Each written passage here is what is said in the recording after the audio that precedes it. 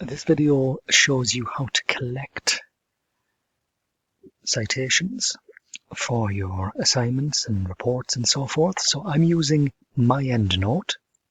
I believe there is a version that may be free to use, albeit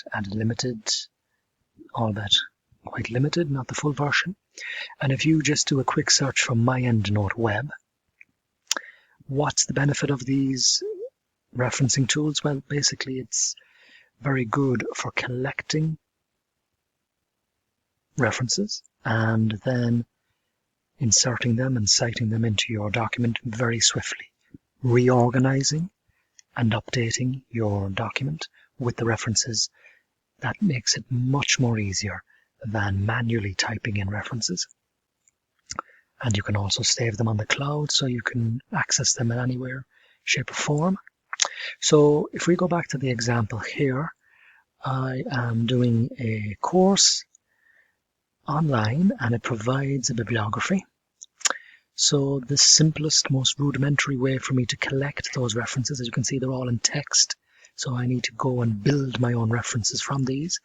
If we just simply highlight the title of the book or the journal and copy and paste that, I'll just copy that.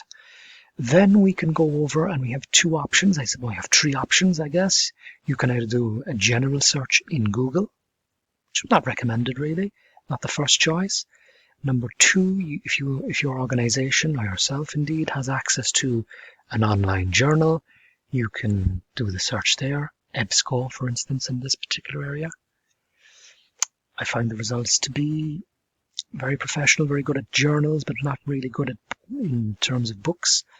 The best source in terms of finding the said items would be in Google Books. So if we paste in the said book that I've copied, and if we go down to the end of the book, and let me just do a search on that there again. So here we are, here's the search, and as I said, Google Books is excellent really for this type of approach. And here we have the book fully readable. Now in some instances that may not be the case. For the purposes of this, it's irrelevant in any case. Really, we're just collecting references. In a lot of cases, the books won't be available, but if we want to get the actual reference, the citation for export, we click on About this book, and then we go down to the end, and then we have a number of options to export. Now, for the purposes of MyEndNote, I'm using RefMan. I find that to be the most effective. Some of them work, some of them don't. It's a hit and miss, really. But for MyEndNote, RefMan works. So if I press RefMan, and another technique that I use is the fact that I just number them numerically. So if I press 7 here and press save,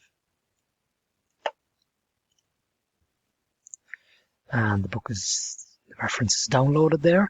So the next stage then is to import it. So if I go up into MyEndNote, now this is a bit of a long video, but when you're doing it, it becomes quite seamless and quite straightforward and much more quicker.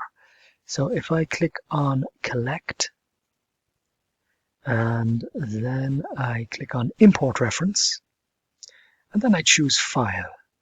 So as I mentioned previously here's my file. So that's the last numerical citation that I captured.